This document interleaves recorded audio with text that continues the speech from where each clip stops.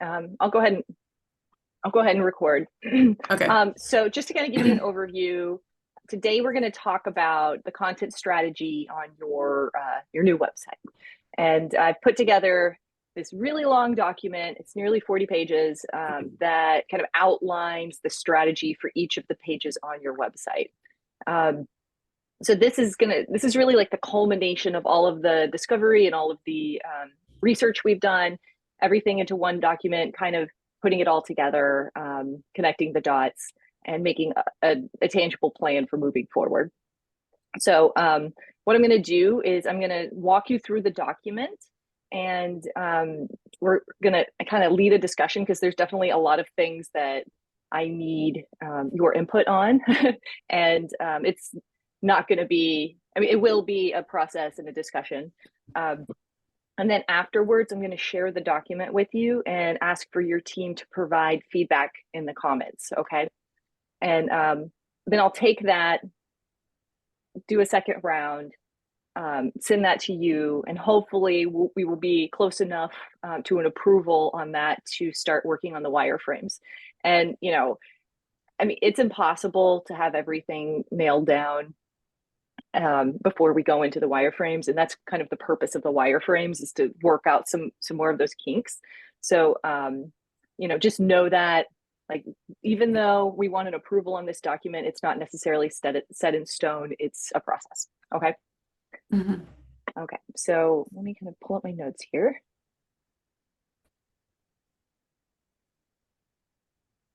Are you going to bring up the document, the big one? Yeah, I'm gonna walk you through the whole document. So just to also give you a little bit of a overview, after you approve this document, we will start going into wireframe development. And what that is that's a low fidelity mock-up of each page on your website, basically like a sketch of like boxes, like here's a picture, here's some text, here's a picture, here's some text, like these are some cards, more of like a visual reference for what the content plan is. So I will take everything in the content plan, transfer it over into a wireframe. So I'm going to pull up the document now. It's too much to go over in this call, so I'm going to try to hit the most important parts. And what I'll do is I'll give you a little bit of an orientation, and we'll go through the first few pages.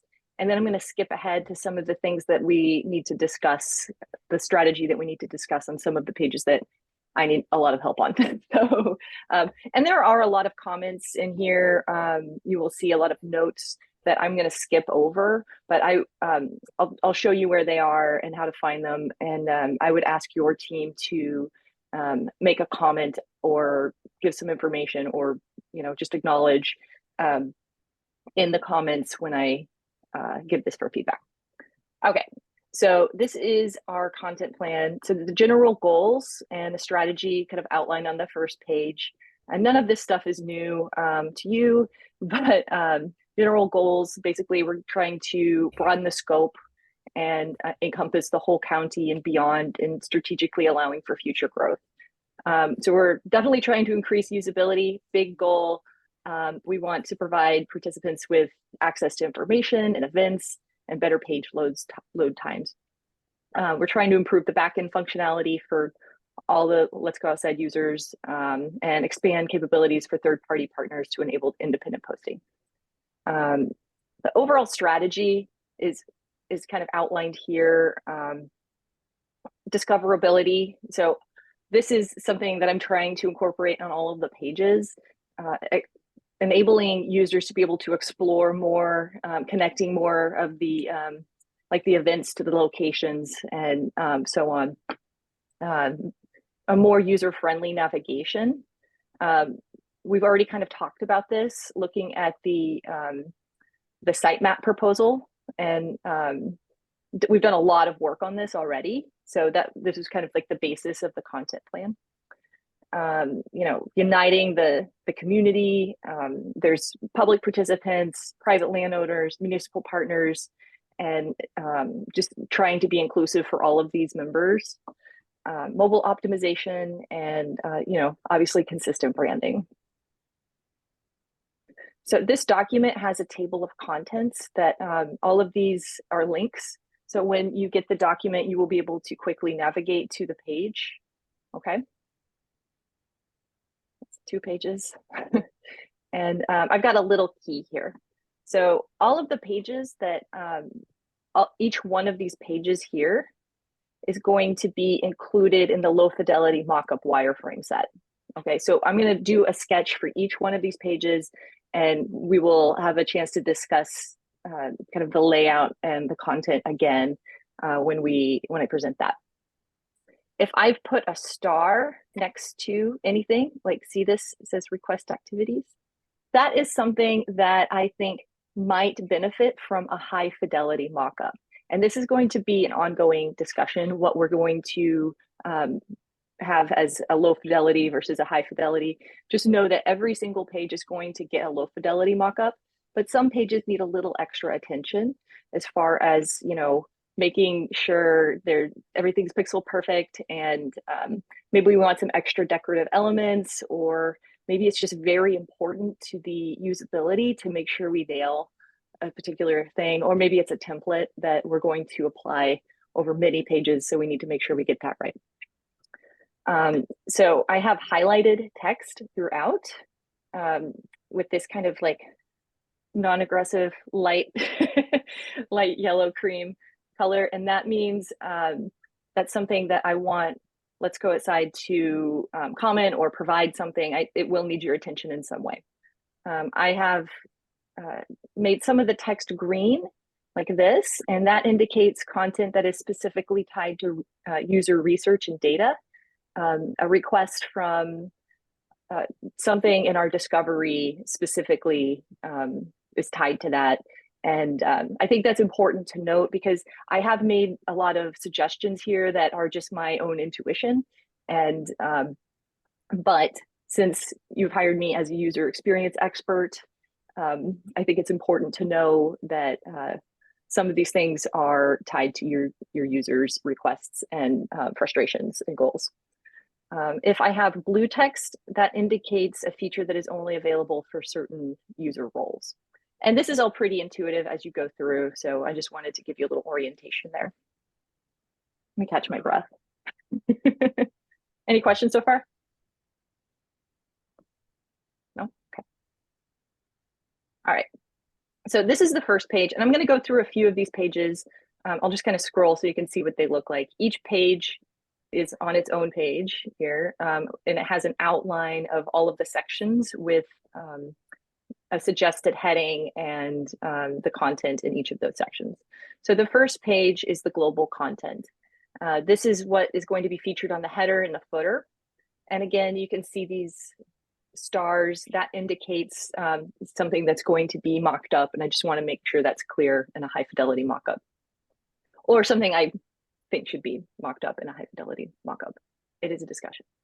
Okay, so we've got the header and the footer. These are elements that are going to be on every single page. And it's important to remember that it's kind of like the beginning of the story and the end of the story if there's a narrative of the page. So, we want to make sure we are kind of hitting our CTAs and our calls to action in the footer, and also in the header, to make sure that everything, all of your goals as an organization are being met on every single page. Okay, so in the primary navigation, I'm just going to go through the list quickly, and you tell me, and you can comment on this as a team in the feedback phase. So, but I would definitely welcome your immediate feedback if anybody has anything to say. So we'll have a logo, a call to action button, and I'm not sure about the phrase here, but the sentiment is this is a button that will lead to the all events index, and I say start your adventure. Might be something else. And then we've got several tabs, and that's what these nested lists indicate.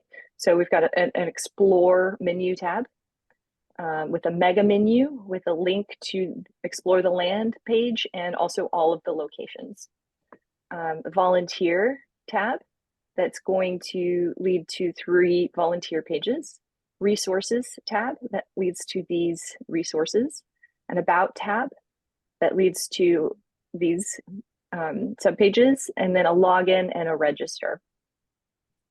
So this is definitely kind of taking what you currently have and elements of the sitemap and putting it together in what a primary navigation might look like.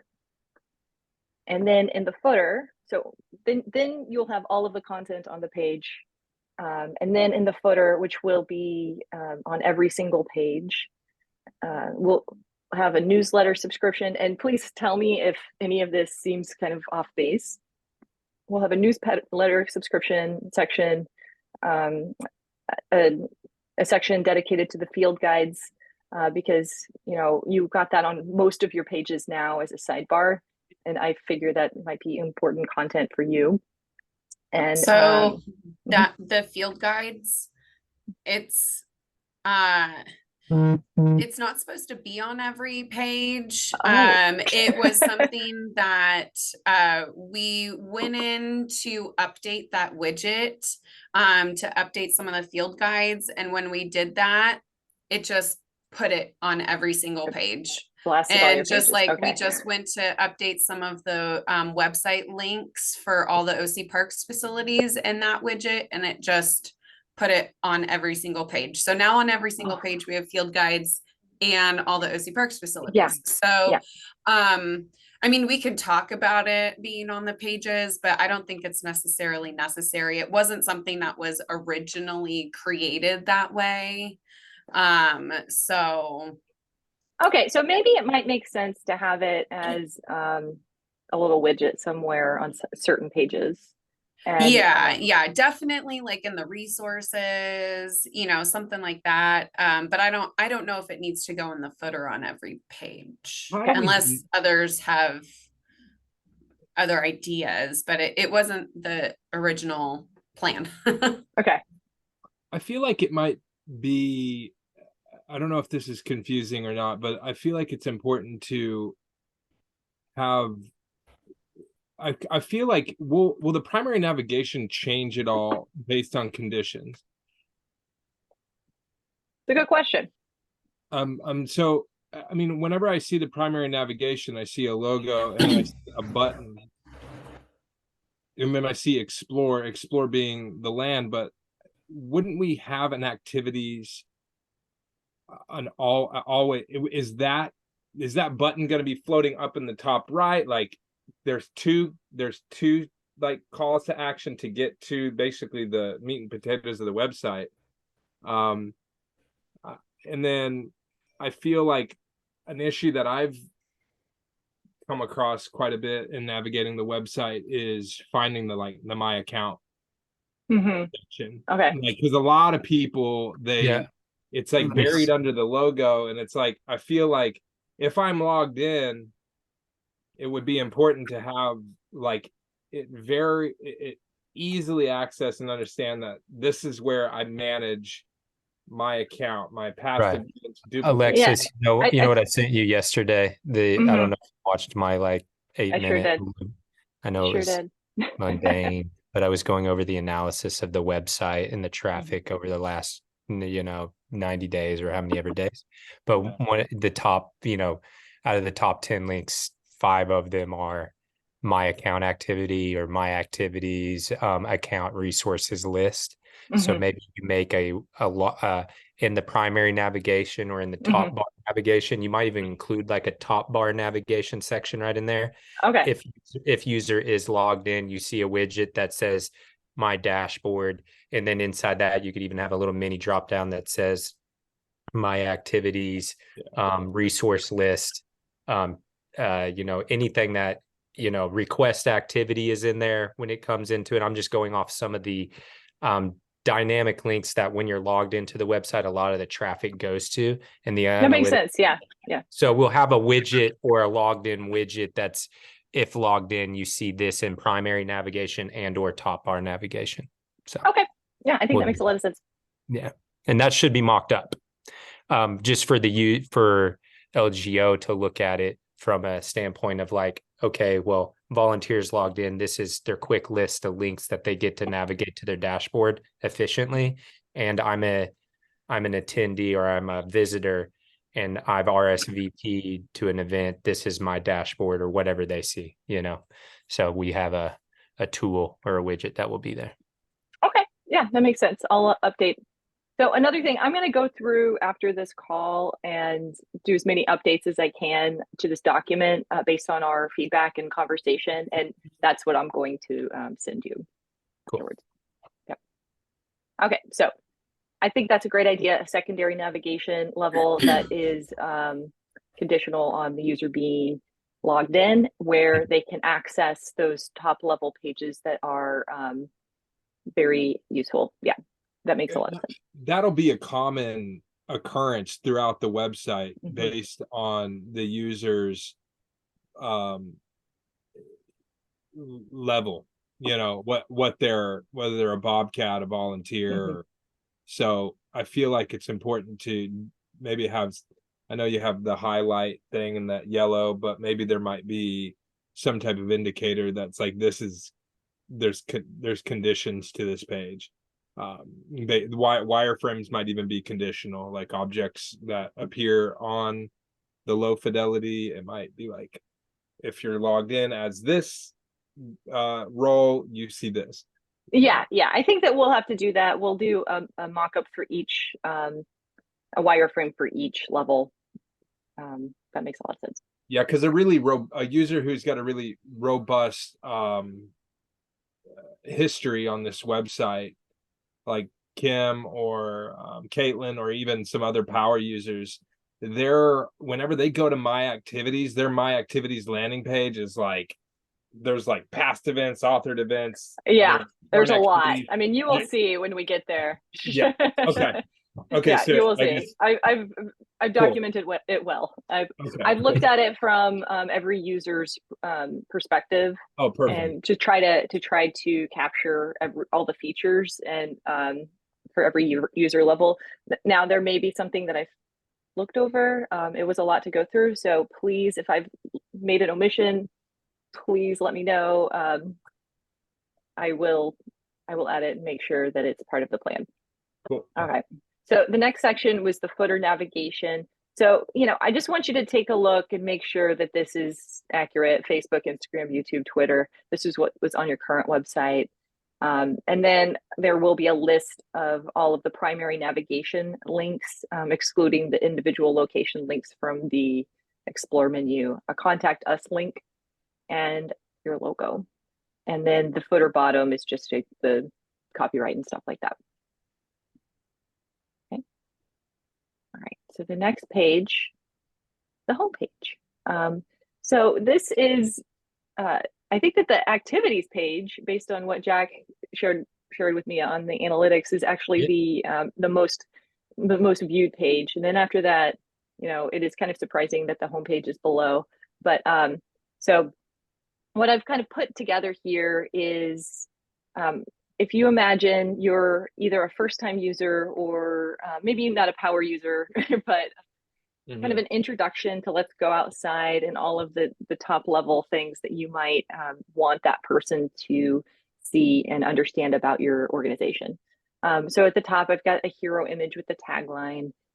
In the next section, I've got a featured activity section.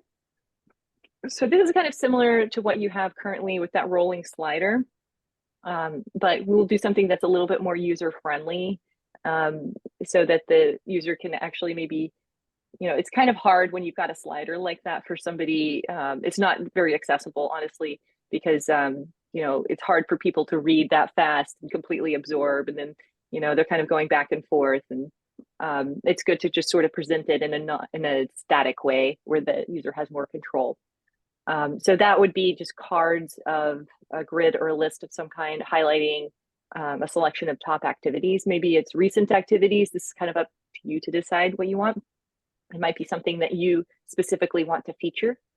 So is this something that we can change? Like we can select, oh, make this activity one of the featured activities. And then like once that activity's date has passed, will it like kick it out? And if you don't have anything identified, will it just like pull something? I mean, that's how I imagine it working. Yeah. Okay. That's pretty, and I don't see any technical issues with that. Do you guys?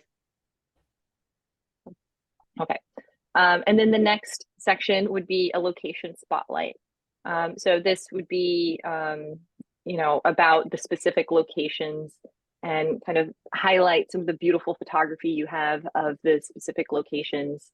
And maybe it would be some sort of carousel, or it could be a slider of some kind, where it's just a beautiful picture, a description or a title of what the location is, and a button to explore more. And I've highlighted here the top 5 most visited locations based on your analytics. And you know, you may have something else that you want to say about that, or why those are the top 5, not sure. But I'm just putting those there as a suggestion. And then the next section is kind of a community engagement section. And I thought it might be cool to, do you remember in the branding, we did, it says, let's go outside. And then I had, let's hike, let's, you know, the actions, learn, let's explore, or something like that. I thought it might be fun to incorporate some sort of like an animated GIF or something of your logo doing that sort of rotation. And then a social media integration of your Instagram, and then a call to action to follow on Instagram. And then the last section is volunteer leader spotlight. And so this is kind of introducing people into the concept of who may not be familiar of volunteering for Let's Go Outside. And it's basically a testimonial. So, you know, I've got a heading, you know, it feels great to give back, and then have a testimonial quote. And I've kind of outlined what I feel like that quote should be, the substance of that quote, and an image of the volunteer, and then learn about volunteering for Let's Go Outside, and a button to the regular volunteers page. Okay. Any questions about that? Yeah. Can we also like rotate that? Can that be something that is like a carousel or a slider? Because there's different volunteer programs. So it's not just Let's Go Outside. You know, we have Irvine Range Conservancy, we have OC Parks. We might want to like feature some of the other partners, other user groups who utilize Let's Go Outside. Yeah, I mean, we could definitely talk about featuring multiple points of view here. If you want it to be something that rotates, we can do that. I can imagine it being maybe like even 3 sections of different, so it's not like moving, you know, right? It's not just like full of sliders, your homepage. Right. I think that would be nice. Yeah. You could use a card, Alexis, you know, like a okay. card layout, instead of it being like a, you know, you have the heading and you have a testimonial that's like sort of showing like a connection to it. But then you could have the testimonial be like an umbrella testimonial. And then you could have like the volunteer categories or the groups, you know, whether it's OC Parks, this, and you could have their like an icon, a little blurb, and then go find out more about that with like, with 1, 2, 3, 5, but they could be like a card list of the volunteer groups that currently utilize this. Yeah, I think that sounds great. Yeah, I will update. We're trying to get away from sliding and waiting, and the whole concept, just the hero and then waiting for the next one and then waiting for the next one, because users don't do that. I mean, they used to do that. I mean, as you would think, like when the web was like 5 years old, 5 years ago, but now users are so quick. They want you to present the data quick, and how we're sort of talking about in section 2 right there, like the features there go away, but it doesn't need to be waiting for an animation to come this way. It just needs to show and then have a list of what they can go do next, and then moving on. They don't need to like sit there and then wait 5 seconds for another event to come and then wait another 5 seconds, because the idea, especially in user experience anymore, is like you don't even have a second, really. The user yeah. needs to see very they'll scan clearly quickly. the objective that you're trying to meet. And Yeah. if they don't, they get frustrated, and we're trying to take away frustration. So yeah, that's exactly right. And actually, something else to note is these headlines, these headings are very important to nail, because a lot of users, that's all they will read. You know, they will scan the page very quickly. They'll read the headlines. So, you know, just like with the newspaper, we have to think about how those headings are sculpting the narrative and the experience that the user has. So, and the analysis of the data that we currently have. And so she's trying to incorporate, as you see, she did it a little bit there in the location spotlight, and we'll continue to do that in the dashboard from what data we do have on the users and how they're currently interacting with it. And then we'll try to cross-reference that, obviously, with our interviews and the user data that Alexis has, and also your input from an admin clerical standpoint of what you ultimately would like to see. But we're trying to use data to guide this as much as possible, because that is honestly the bet. I mean, that's a high priority navigator of what content should be where and how high on the priority it should be, because users are right now using a design that isn't very efficient in finding what they need to find. So if we can design a site that is more efficient and easier for them to find what they're ultimately looking for, and then add to that, I think the user experience will be happier. So let's just say I log into the website. So the homepage, does the homepage change at all for a logged in user? No. Okay. And then you know, from the homepage, when they click login, that the way we got it is it goes to their my account. Yeah. And I will talk about this in a moment. We have a lot to get through, so I don't want to like get too in the weeds here. But yeah, I think that we should think about the My Activities page more as like a dashboard, and maybe even consider renaming it Dashboard, because it is kind of the hub that everybody is using. And very clearly with the analytics data, that's where everybody is going to. And so it needs a lot of attention. And I think putting some extra design effort into it and making it kind of a wonderful, easy place for users to be and find what they are looking for, it should be one of our biggest priorities here. Yeah. Okay, so another big priority is nailing this activities filters. So I have added, you can see I've got some green text here, and this is kind of all based on user data and requests from your organization. So I'm just going to skip to the filter section. And I was talking about this with Jack yesterday when we were reviewing the document, that you have requested and users have requested a lot of filters, and we already kind of talked about prioritizing those on some level, but we would like for you to look at these and prioritize them actually by what you want, because I think Jack's already been talking to you about this. Am I? Yeah, covering ground that you've already. Okay. Some, and Justin's maybe talked to Kim a little bit about it, but the plugin developer that developed the plugin that the engine for events and activities is running on the website, you know, we've formed a relationship with him, and we source him to do certain work. What we need for LGO to do is, if they want this filtering, we need to prioritize the list of the filters, because not everything can be done. Most of it should be able to be done. But if we can look at this section 3, this filters on this, and get, you know, what must be done, what we would like to be done, and maybe if it could be done, it would be great. And if we could get that sort of done, I would like Alexis to expedite a wireframe for that. So then I could take that to the developer and be like, this is what we need. So we can really get because we're going to be developing before we're actually designing in certain aspects of it because of the intricacies of the site. but the guy, Marcus, that we work with, that is the guy that would be able to help us complete this.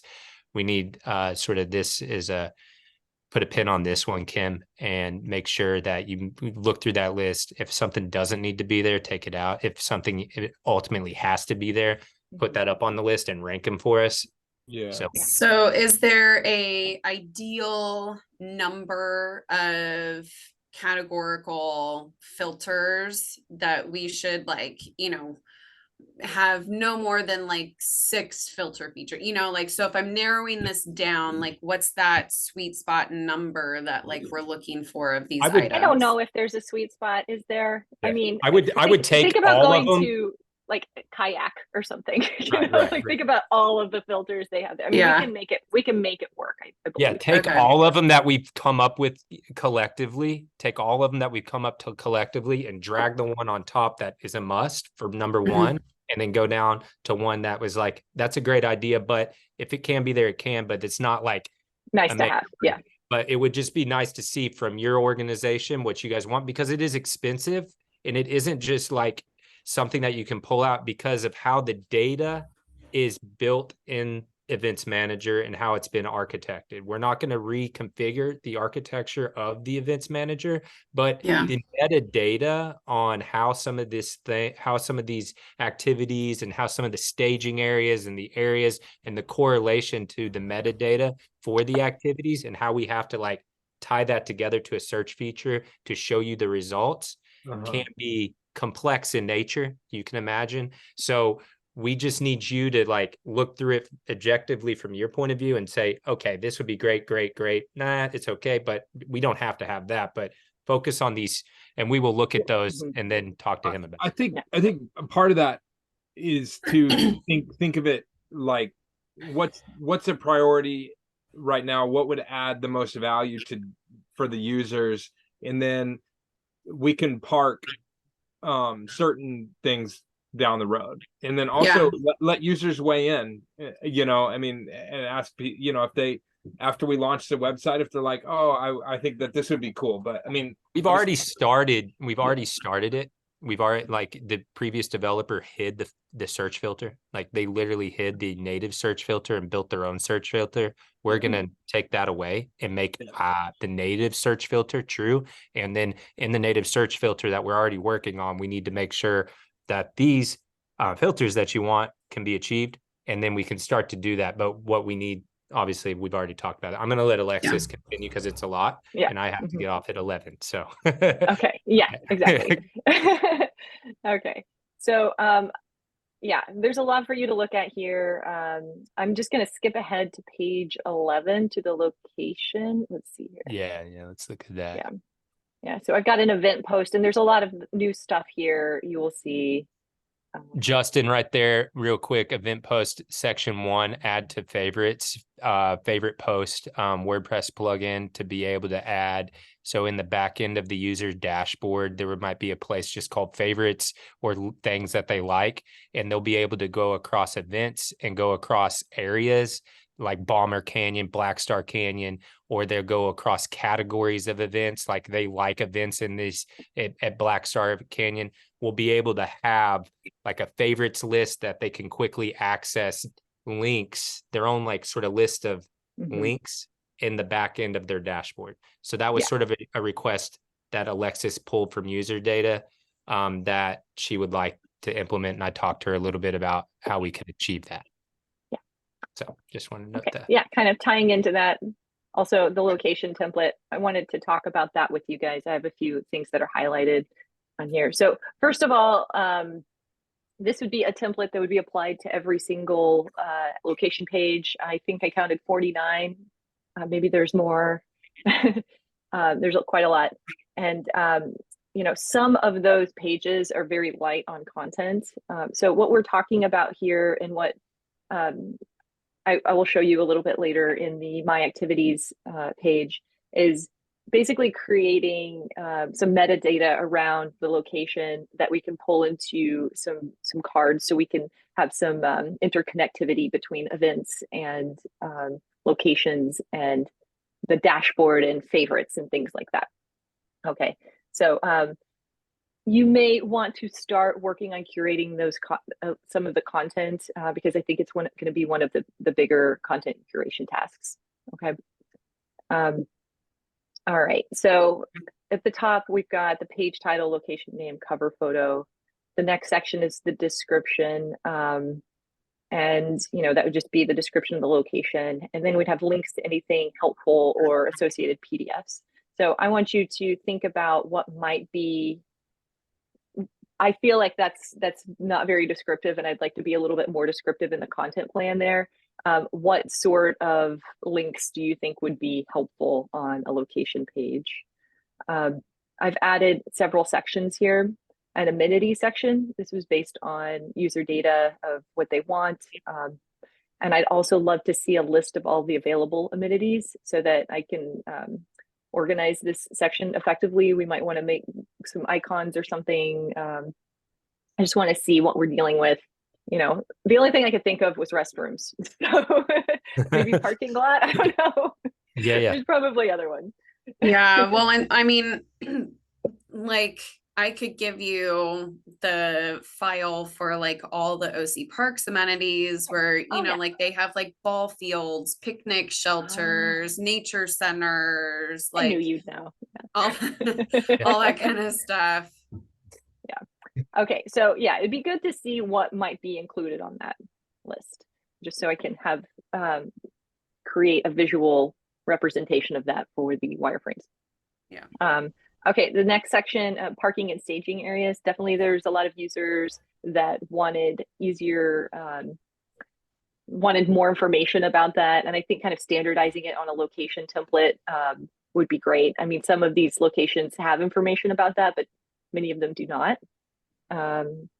So I also wondered if a map might be helpful. If there are maps associated with specific staging areas, that might be something that we include there. And then a history section, and there's already a map of the area. And then I'm adding another section called visit, and this would be a kind of a dynamic section that would pull in a list of upcoming event cards kind of ordered by date, and if there weren't any upcoming events in that location, it would be hidden. So this is just another way to make the events more discoverable and maybe help people explore the website a little bit more if they know they like this location or it's near their house or something like that. That can be kind of a hub for them. Okay. Cool. Yeah. So the next page is a big page. Is the page 23. So you can see I'm skipping over some of these comments here.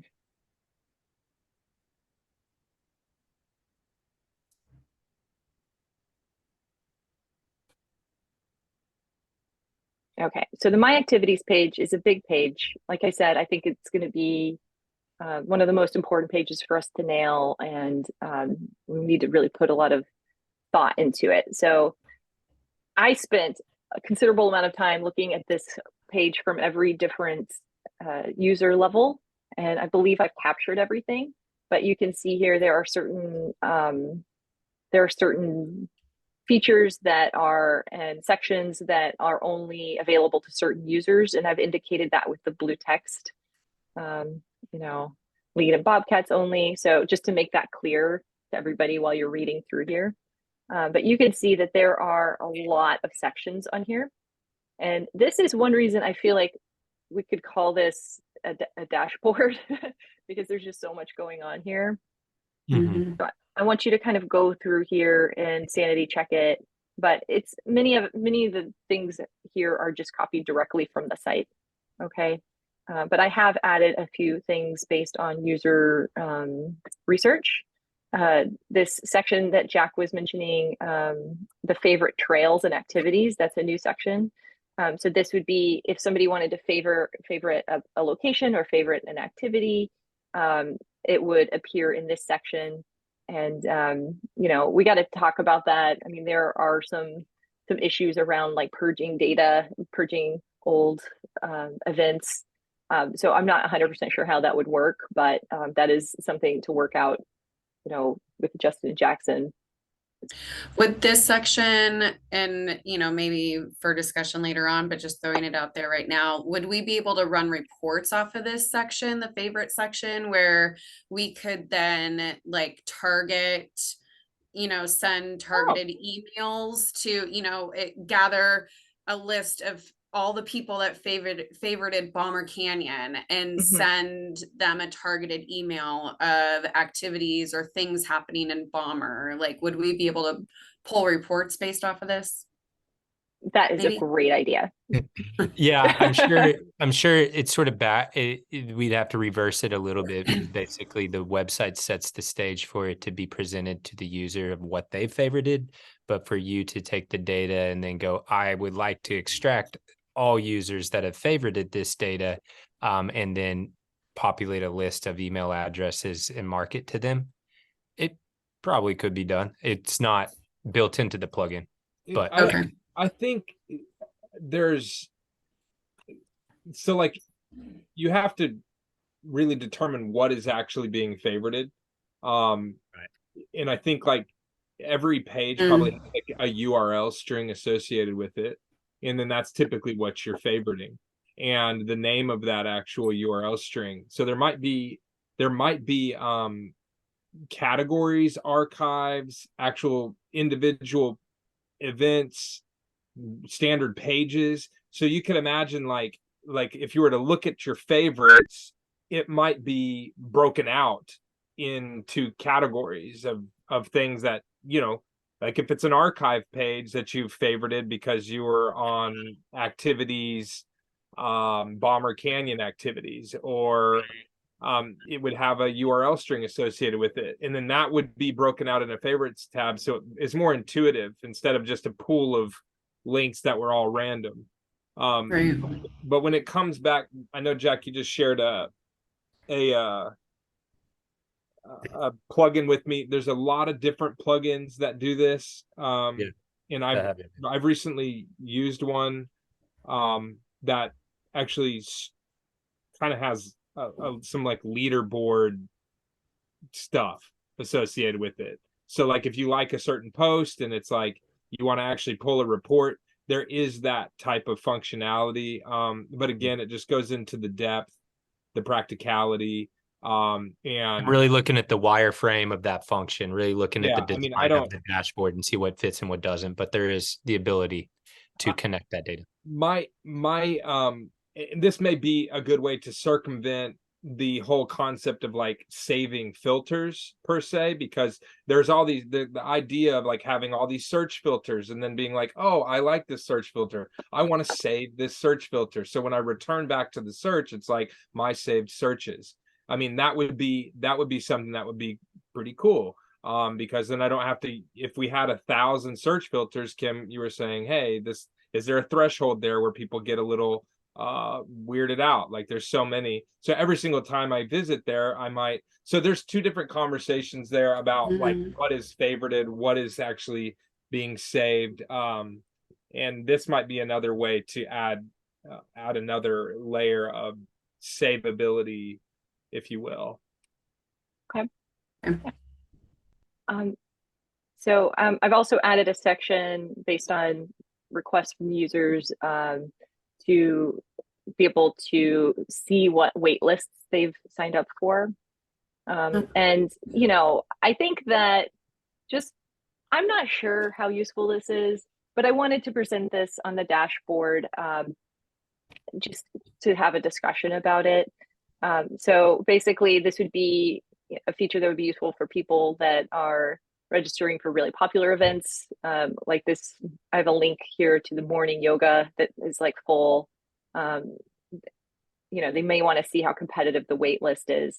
So basically, it's just heading wait list, description, and then a list of the waitlisted activities, and that would be an event name, a date, and then a position, which would basically just be the number of people already on the wait list, not necessarily like their rank in the position.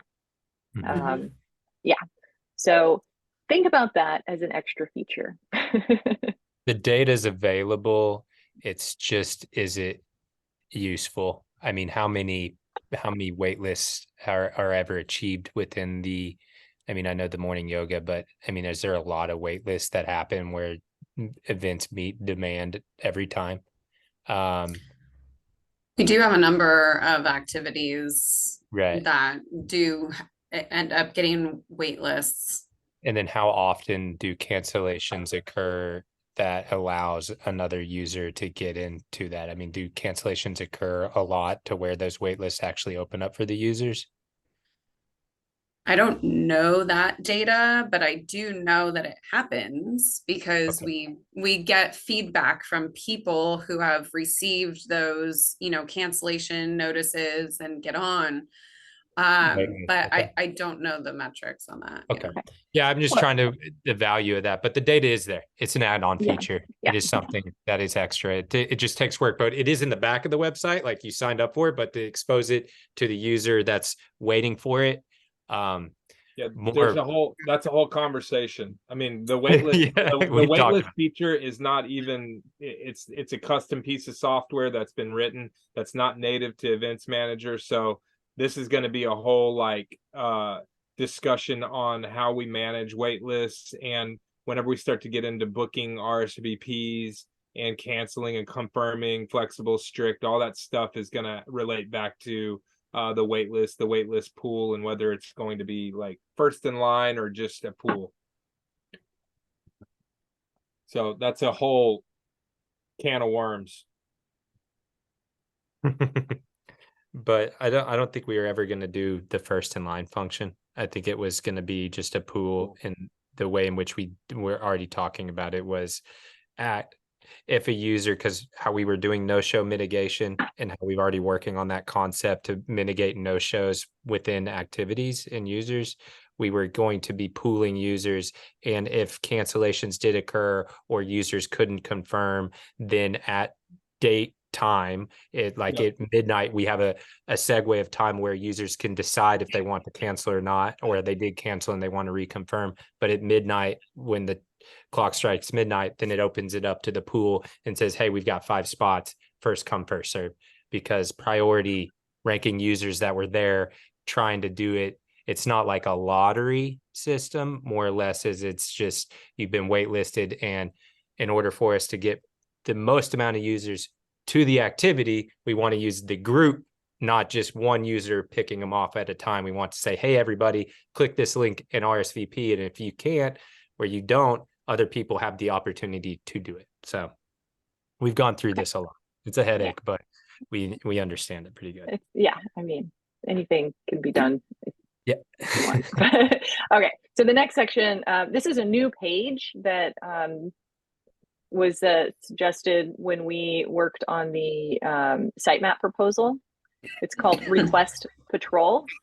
Now, I don't really have a context for what content is going to be on this. I assume it's a form of some kind. So I need your guidance on what you want on that. So I've left this page relatively blank and have a note there. I just wanted to call your attention to that. Okay, so the next thing is kind of a bigger thing to talk about. So another new section, I'm going to pull this up. The wireframes. Okay. So let's see here. This whole OC Parks tab is new, right? So you had given me a link to this page saying that this is the content that we want on the pages in this tab. So I need your guidance on this because I'm not sure what content is proprietary, what we can copy, what we need to write new content for, but using that as an outline. So I would love a little bit of help to kind of parse up this page. Okay. Yeah. Okay. Right. This is, so this is gated. Yeah. So this is like once the volunteer logs in, right? Yeah. So this is just going to be for logged in users. They will be able to see this tab of OC Parks, the contacts, and the volunteer treks. It's a YouTube training video, which I've got. OC Parks. Yeah. So this is the parent page and these are the 2 child pages. Okay. Yeah. Yeah. Okay. So the last thing, just rounding it out in the last 5 minutes of the call. So I've got this section at the end of the document called General Notes and Discussions, and I've got this new features, content, and fixes section. So all of this stuff is stuff that we need to discuss, new features and things that may or may not be useful based on research. And just because a user, one user, 5 users, I don't know, you have 100,000 users, request something on a survey doesn't mean we have to, that it makes sense for the organization to invest in creating a new feature for that. So, we've already kind of talked about prioritization and the exercise that we did with the spreadsheet. So these are sort of the top things that came out of that. So I want you to discuss, and I have some questions here. So we've got a give us feedback button on link or link on activities. And I'd like to talk a little bit more about that. Like, how do you envision that being available, like only to certain roles? So just kind of go through that and let me know what you think about that. The next bullet point is, research indicated that users wanted a way to easily register their family members for events. And I feel like there's a way to do that. And I want to know a little bit more about how users are currently achieving that. So if you could just write a few sentences about how they do that or how you envision that happening. And then, we also talked about giving users the ability to change their email address and what that would involve. And that would be changing the system so that all the users have an account number instead of their account being tied specifically to their email address. And that seems like a whole can of worms. So I wanted to bring that up here. Perhaps when we've got, the developers here, so we can talk about that. Doesn't everybody already have an account number attached to each account or no? Like so every quarter I gotta see how many new users we've got, so a full list. And that's one of the columns is like numbers. So I don't know if that's like their ID number, yeah. It's a unique ID, yes. Okay. But so, I know that there's users who have like some volunteers, or some people log in, and if you're a lead or if you're certified, and you can't create bookings if you're like, let's just say I want to be a Firewatch something. You can't have you have 2 accounts. Some users have 2 accounts, so they can go in and create yeah, but that's misinformation though. Like that's not true. You can have a volunteer account, you can sign up for volunteer activities, and then you can sign up for public participant activities. You just cannot sign up for the same activity as a volunteer and as a public participant. So I don't know. IRC was telling volunteers that they needed 2 different accounts. I don't know when that started. I don't know why. I don't know the thought process around that, but it doesn't work that way. Right. So that's I've noticed that on some circumstances. It was like, where a user, the guy actually creates the events, he's the lead, but he can't, but he wants his wife to come. So he has 2 accounts. So he signs his wife up for the same thing so they can get out into the field and do things. Yeah. That also kind of leads into this other thing where people want a way to adjust a reservation for a group, and I don't really have a solid understanding of how that works currently, or how that's handled. I think we've already achieved that. I gotta check out. I look forward to listening to the screencast or the video. Okay. I'll talk to you guys soon. All right. Okay. So if that's no longer relevant, I will just delete it and nobody has to read it again. but that, I just want to confirm that is right. You guys did that. What? The being able to adjust people's their reservation. Yeah. They can adjust that. Yeah. Yeah. Okay, good. After they book, they can come back and cancel it or modify it. Yeah. Great. Yeah, they can add volunteers, and it's again, it's a custom piece of software that's not native to Events Manager. So, as things get updated, they may break in the future. It's hard to tell, but right now it's operational and working as intended. By deleting, removing delete space. that then. Yeah. Okay. The next one is well, there's kind of like 2 points of discussion here. So users want a way to find trailheads that are 7-day access versus guided access. So I saw in my notes, we didn't have this in the sitemap, that your organization wanted to add a new something under Explore that would address that. So we should discuss what that might look like. And you have something kind of similar like that, and one of the eliminated pages called Hit the Trails that has some of this content, but wanted to kind of ask what you thought about that, if that needs to be an addition. Does that make sense? Yeah. I think that would be a benefit. Okay. We do have a lot of people that go to the site and they sometimes think it's only guided activities, and it's not. There's plenty of areas that have 7-day access, so I think it is valuable. Yeah. Okay.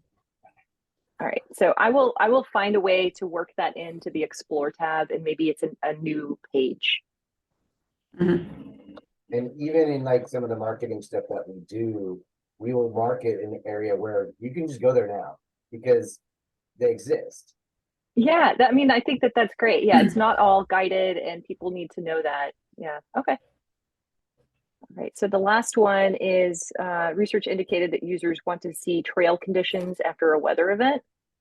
So we discussed the possibility of adding a new trail conditions page that would be linked from the message bar. And I know that you already kind of have something like that. And I was noticing that even this morning you had something. Yeah, but it's up here. It's not very good, because you'll notice that it says City of Irvine Open Space Preserve. So it's really only for one like grouping of locations. It doesn't say anything about the OC Parks properties or Newport Beach. So having a page that kind of lists that, or at least links out to where they can find that information, would be good. Yeah. So, I would love to talk about maybe what you think that could look like. It might be that I have some suggestions in here. Perhaps it's a list of all the trails with a status indicator and a space for notes, or perhaps honestly, this would probably be best to fit with what we were previously talking about, the 7-day access, because if the guided access areas, it doesn't really matter, because if people are going to be accessing those areas, it's going to be on an activity, and if the area is closed, the activity will be canceled. They'll be notified that way. So really the only areas that people need to be notified about the trail conditions for that area is the 7-day access trails that they'll be accessing on their own. So if we had something on that 7-day access, or that Explore page that's featuring the 7-day access trails, maybe a little indicator next to it on the back end that I can turn on or off depending on the trail, because that's essentially what we have right now. The banner at the top of the screen is just in the options. So I just go into the options tab on the back end and just turn it on, and it's a global notification. But if there was a way to do that for each of the different areas, and I think that there's going to be quite a few, but they all kind of tend to go together. Yeah. So one of the things with bringing this site, making it open to all organizations, and it's not just IRC managed and then OC Parks separately, you're adding a lot of 7-day access facilities there, which that's not like, there's 7-day access trails that like we kind of manage and have oversight on recommending closures where we have a little bit more say in that. But then there's like the OC Parks facilities that are 7-day access that we have no oversight on. And I would rather punt that to for trail status, check, check the OC Parks website and like punt it to that park facility page on their website, because they'll have the most up-to-date current information, rather than us trying to find out what it is on their site, then update it on our site. Like, so there might need to be like a duality there where like some we can monitor, turn on and off, and then others it's just like a static for trail status conditions, go here or call here, because I think Newport Beach is still a phone line. Yeah. Yeah, I would agree with that, Kim. You're right. Because otherwise it would be, that's another can of worms yeah. Discussions, that would be like almost a full-time job trying to track down all the trail status everywhere. But, for a lot of the trails, for the OC Parks ones, we can just direct people to the OC Parks website, link out to the page for those areas. Newport Beach, same thing. We can have a static link, and then we can have kind of a field similar to what we're doing now, where the Irvine locations is something that we can update on our end. So but I think the best place for that would definitely be on that 7-day access page, because that's the only area where we really need to notify the public about trail status. Okay, for this, I would love to see a complete list, since you're saying it's going to be expanding, so I kind of have an idea of like how to lay the page out. Okay, yeah, can you make a note there? Yeah, I will. I'm going to go through and remove all these comments. I'm going to put it into, unless you prefer Google Docs. Do you have a preference? I've been sending links via Adobe Acrobat. It has a similar feature where you can highlight. I prefer Adobe only because because we're on Outlook. Not all of us have access to Google, and so it kind of makes it a little difficult. It's more complicated because we used to be on Google, so we have Google accounts for our email addresses, so it's always asking us to log in, and it's a pain in the butt. So Adobe would be preferred. Yeah. Okay, great. I will keep doing that. I like it too because everything's in one spot, and I edit my Google Docs, and then I have like a master copy. Okay. All right, so that is all I have on my list. Again, there's a lot for you guys to go through. And if you have any questions, if you need another meeting, let me know. I think it should be pretty self-explanatory based on, like, I tried to leave notes with specific questions. But if there is something that that isn't clear, please reach out to me. I'll be available. Okay. So I don't know, this might take you a while to kind of get through. So if you have like certain pages that you're like, okay, I know it's approved, we can probably start working on wireframes sooner than later. Okay. All right, stop sharing. Oh, I didn't even see there was some stuff in the chat. I hope this wasn't important. Okay, it was just Jack saying goodbye. All right. Any questions or any final thoughts, anybody? No, that sounds great. Okay. Yeah, I'm excited. This is the big project, and I'm glad we're getting this far. It's really exciting to see. Yeah, and I apologize if there was a little pause here for a little while. I mean, it took a lot to get this document together, and it's a big document. Yeah. Yeah. So don't worry, Alexis. We'll go over the hump with it. Yeah. All right, Alexis, I want to, I don't know if you have time right now to just stay on for a little bit, how long that trademark discussion is going to take, but Scott and Dave are all part of the trademarking stuff too. So since we're all here, if Scott and Dave have a couple minutes, maybe we can just chat about that. Yeah, absolutely. So,